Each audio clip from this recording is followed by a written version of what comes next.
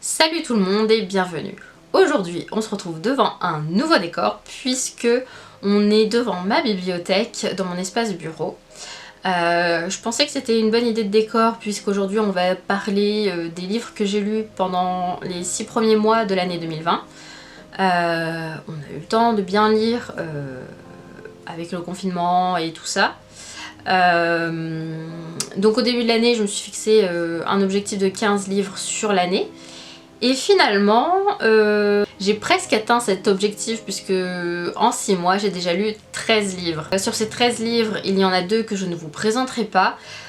Si vous voulez en savoir plus sur cette décision, je vous laisse ma vidéo précédente dans le petit qui explique pourquoi je ne présente plus de livres en lien avec la saga Harry Potter. On va commencer maintenant et je vais vous présenter le premier livre que j'ai lu en 2020.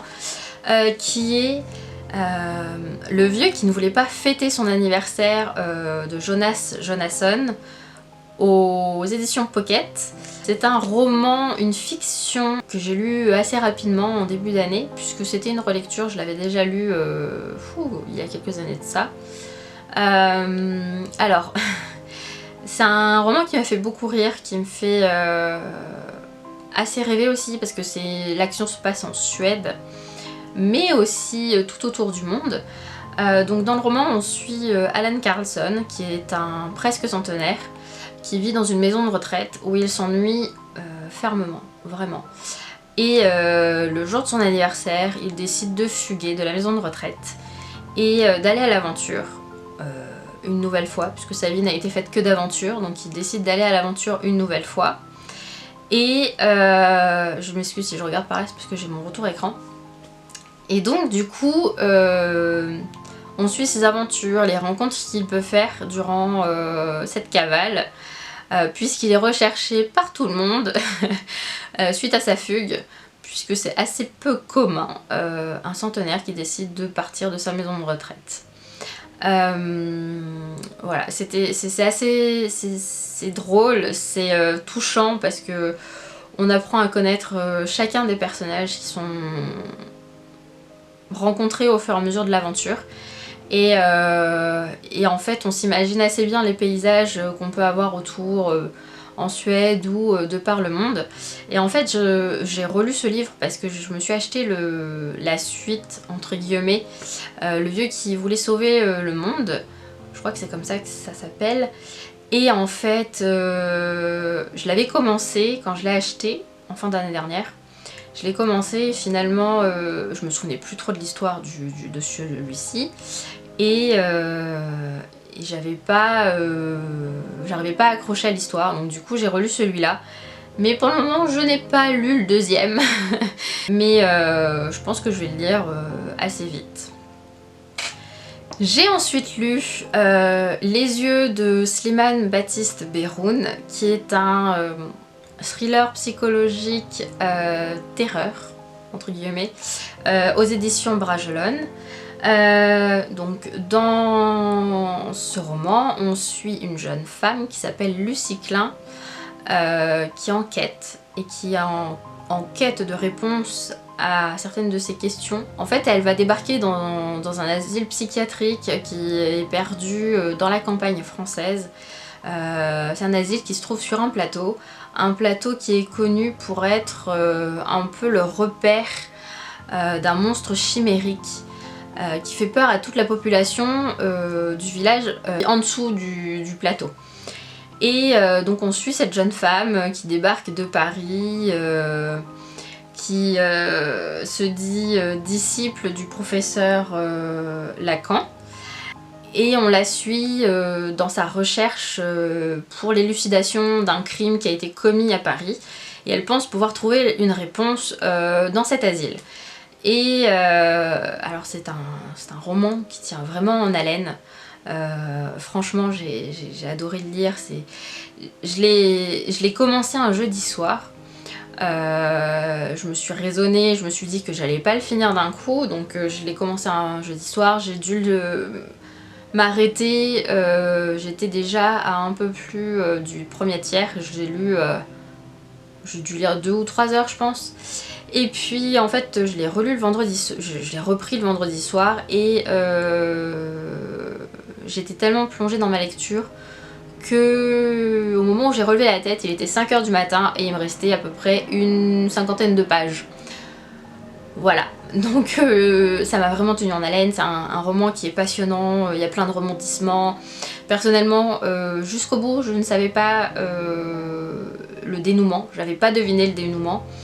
Et franchement, c'est vraiment un roman que j'ai dévoré et que je vous conseille et que je le relirai, mais pas maintenant parce que je me rappelle de l'histoire, mais je le relirai sans aucun doute. J'ai ensuite lu Stop au contrôle, écrit par Lise Barbeau aux éditions Pocket, dans la collection Évolution. C'est un livre de développement personnel slash psychologie. Dans ce roman, l'auteur propose un cheminement, une réflexion pour comprendre notre relation avec la nourriture. Et cette relation, selon elle, serait expliquée par les 5 blessures émotionnelles que l'on a. Et donc c'est ça. Elle a écrit tout un livre aussi sur ces 5 blessures qui s'appelle Les 5 blessures qui empêchent d'être soi-même. Et je pense qu'il faut avoir lu le livre sur les 5 blessures avant de lire celui-là pour pouvoir mieux comprendre vraiment ce qu'elle nous dit, sa façon de penser. Moi j'ai pas beaucoup adhéré à ce qu'elle racontait au contenu, même si je trouve qu'il y a quand même des conseils qui sont bons à prendre, parce que bon, c'est un peu comme dans tous les livres de développement personnel, je pense qu'il y a des conseils à prendre et des choses à jeter entre guillemets, des choses qui nous parlent plus et qui sont bonnes à prendre, qui vont nous permettre d'évoluer, et d'autres choses qui sont plutôt à laisser, qui ne nous concernent pas ou qui ne nous parlent pas. Donc dans ce livre, c'est 90% de choses qui me parlent pas et 10% de choses qui peuvent me servir. Donc voilà, donc je pense que je vais relever ce qui m'intéresse dans le livre et je vais par la suite le donner ou le mettre dans une boîte à livres et en faire profiter quelqu'un d'autre pour qui ce sera peut-être plus intéressant. J'ai ensuite lu Vous pouvez être ce que vous voulez être, écrit par Paul Arden aux éditions Phaidon. C'est un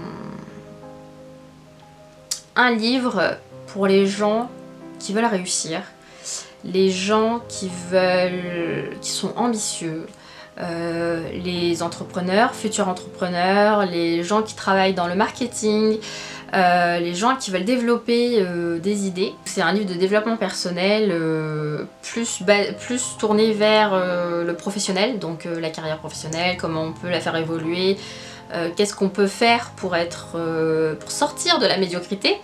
Je vais vous lire la première partie du résumé et vous comprendrez pourquoi je dis ça.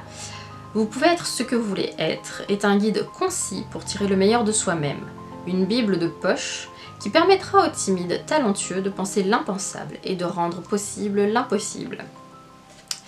Alors, j'ai pas mal aimé le livre, même si j'ai pas toujours tout compris ou pas toujours tout saisi ce que l'auteur essayait de dire, de donner comme information. Mais je trouve vraiment que c'est un chouette livre, vraiment. J'ai bien aimé, bon déjà j'aime bien la couverture qui est super simple, super sobre, mais qui attire l'œil parce que je sais pas si vous voyez, mais il y a des mots, pouvez et voulez, ils sont en doré, et ça attire vraiment l'œil pour dire que en fait on peut faire ce qu'on veut en fait. L'intérieur aussi est vachement bien. J'aime bien ce type de choses. Les différents chapitres conseils sont assez courts. Je crois que le plus grand il doit faire 4 pages. On a des photos, on a des illustrations. En fait, le livre est vraiment bien construit, vraiment. Donc moi je le conseille si on cherche à s'améliorer dans le monde du travail, à peut-être sortir un petit peu des sentiers battus, à voir plus loin. Je pense qu'il peut être très intéressant et je pense qu'il peut avoir qu'on peut le lire plusieurs fois et en tirer plusieurs choses différentes, en avoir plusieurs lectures, comme à peu près tous les livres de développement personnel, je pense. J'ai ensuite lu Petit pays de Gaël Faye aux éditions Le Livre de Poche. C'est un roman qui a été primé au prix Goncourt des lycéens, au prix du roman Fnac et au prix du premier roman. C'est l'histoire d'un petit garçon qui vit au Burundi, donc c'est un petit pays qui est à la frontière avec le Rwanda. Et donc il vit dans son quartier de personnes aisées, je dirais,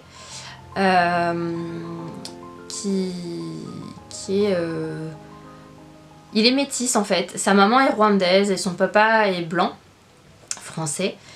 Et du coup, et tout d'un coup, il découvre le racisme et aussi la guerre, puisque au fil de l'histoire, on embarque dans la guerre entre les Tutsis et les Hutus et le génocide qui en a découlé par la suite au Rwanda, mais qui n'a pas que touché le Rwanda puisqu'il a aussi touché le Burundi. Donc au fil de l'histoire, on vit avec cet enfant qui découvre la violence, la guerre, le fait que pas tout le monde est forcément égal face à tout ça. Et c'est une histoire vraiment très touchante, très... comment dire, qui nous apprend beaucoup de choses qu'on ne sait pas forcément et qu'on ne s'imagine même pas. Il est assez... émotionnellement, il est assez dur puisque... on s'imagine pas forcément ce que c'est que de vivre un génocide, de vivre une guerre, puisque dans les temps actuels, on vit pas de guerre à proprement parler. Voilà. C'est vraiment... voilà. Moi, il m'a beaucoup touchée. Il est facile à lire. Enfin, facile à lire. Je veux dire, dans le temps de lecture, il est facile à lire, mais émotionnellement, il n'est pas facile à lire. Ça fait changer le regard qu'on peut avoir sur l'Afrique, sur ce qui se passe, pourquoi ça se passe, et ce qui en découle en fait. Donc voilà, c'est un livre que je vous conseille. Et à la suite du livre, il y a un film qui est sorti juste avant le début du confinement. Donc j'ai pas eu l'occasion d'aller le voir, mais je pense que je le regarderai dès que je pourrai. J'ai ensuite lu Les aventures de Tom Bombadil, écrit par J.R.R. Tolkien aux éditions Pocket. Alors, c'est un recueil, c'est un peu un roman en vers, je dirais. C'est pas vraiment un roman. C'est l'histoire de Tom Bombadil, donc, qui est un personnage du livre Le Seigneur des Anneaux, qui apparaît dans le livre mais qui n'apparaît pas dans le film, ce que je trouve extrêmement dommage parce que je pense qu'il a toute son importance dans l'histoire. Et donc on suit ce personnage, Tom Bombadil, à travers ses aventures, et c'est un livre qui est écrit en vers, et il me semble, oui, et en plus qui rime, parce qu'on peut avoir des vers libres, mais là pour le coup c'est des vers qui riment, et le livre est très bien fait. Donc dans le livre on a la page de gauche qui est en anglais, la page de droite qui est en français, qui est la traduction en fait du livre, de l'histoire. Et c'est vraiment... c'est très facile à lire, on le lit très vite. C'est assez rigolo, c'est frais, c'est c'est à destination d'un public assez jeune en fait, même si je trouve que parfois la plume de Tolkien est un peu lourde, un peu compliquée pour les enfants un peu plus jeunes. Mais en tout cas moi je l'ai trouvé super bien, c'était très intéressant, les histoires sont toutes plus rocambolesques les unes que les autres. Donc voilà.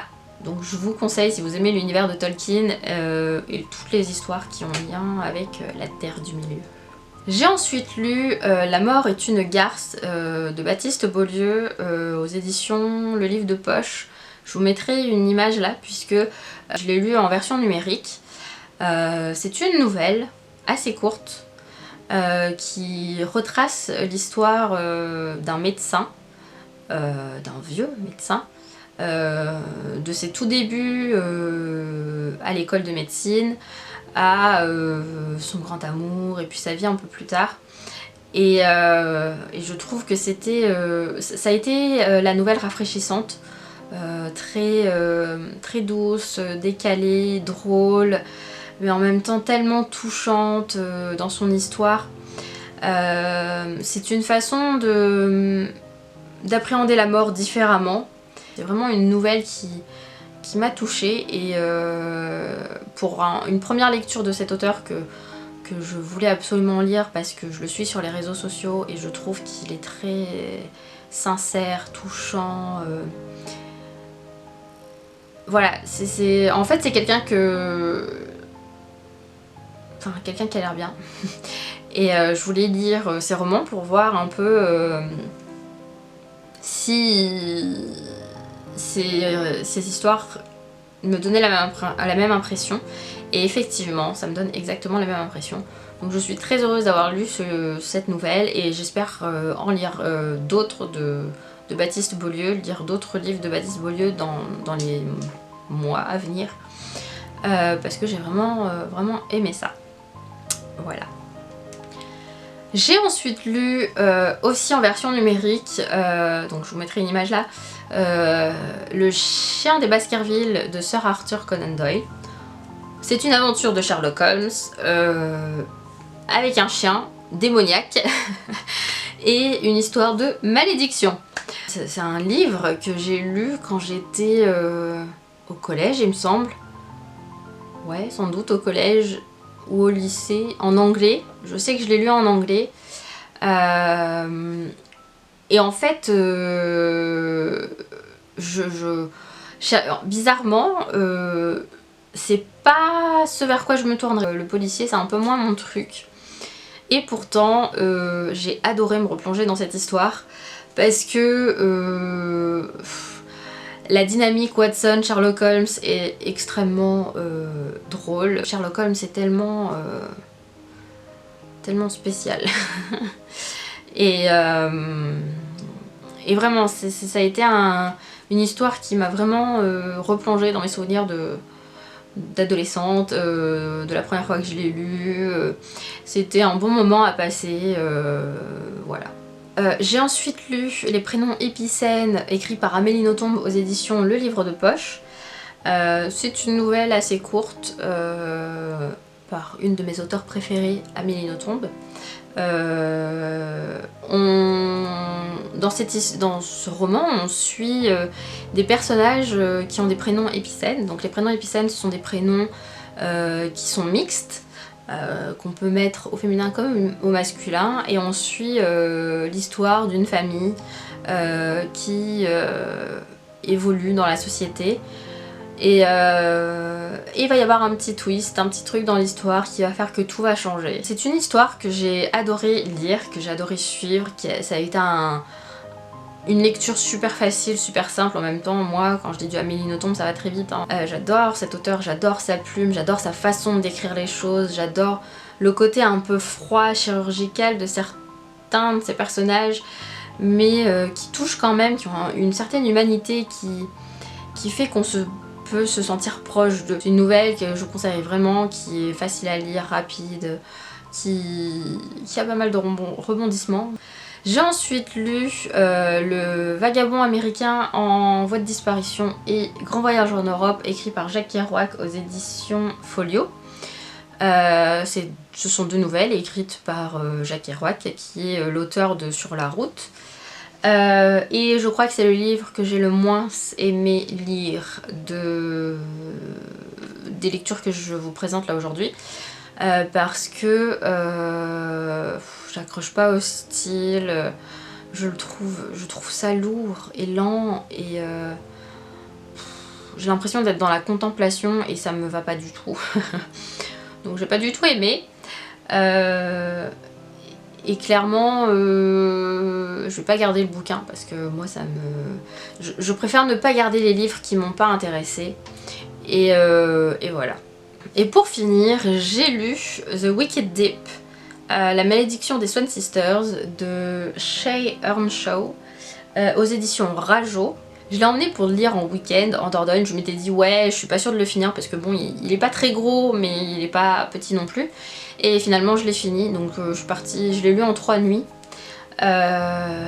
L'histoire est superbe, enfin superbe. Moi je l'ai trouvé superbe, après c'est pas le cas de tout le monde peut-être. C'est une histoire qui tourne autour de la sorcellerie, 3 sœurs qui auraient été des sorcières et qui ont maudit une petite ville aux États-Unis.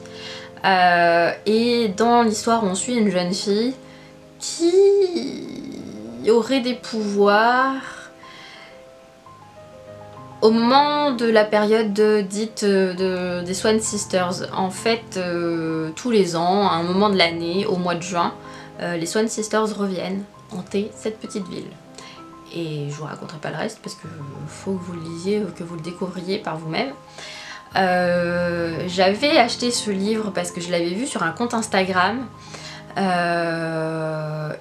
que moi le thème des sorcières, des malédictions et tout ça, j'adore ça, je trouve ça formidable. Et j'ai pris mon temps avant de le lire et en fin de compte j'ai adoré. Je vais me renseigner pour voir si l'auteur a écrit d'autres bouquins que je pourrais lire et tester. En tout cas, je trouve que cette couverture est vraiment magnifique. Là, le bleu nuit, fond d'océan, nuit profonde et tout ça quoi. En fait, je sais pas si vous voyez, mais c'est argenté. Les dessins ils sont argentés et enfin voilà. C'est vraiment un livre que j'ai adoré lire. C'est ma grande découverte. Je pense que cette année, par rapport à tous les autres livres. À part Petit Pays peut-être, ça reste... ah non, finalement... Si je devais faire le top 3 des lectures que j'ai lues jusqu'à maintenant, il y aurait Les Yeux, Petit Pays et The Wicked Deep. Sachant que je ne les classe pas, hein, c'est 3 livres que j'ai adoré lire. C'est ceux que je mets en tête de ces 6 premiers mois de l'année 2020 dans mes lectures. Voilà qui clôture ce récapitulatif, ce bilan des 6 premiers mois de l'année 2020 de mes lectures. La prochaine fois j'essaierai de vous faire un point lecture avec moins de livres parce que 11 bouquins c'est très long, autant pour moi que pour vous. Je vous mettrai dans la barre d'infos les liens vers les différents articles que j'ai écrits sur les livres. Ils sont sans doute beaucoup plus complets que ce que j'ai fait là dans la vidéo. N'hésitez surtout pas à me suivre sur les réseaux sociaux, donc Instagram et Twitter. N'hésitez pas à vous abonner et à activer la cloche. Sur ce, je vous souhaite une bonne journée, une bonne soirée ou une bonne nuit et je vous dis à très vite. Salut!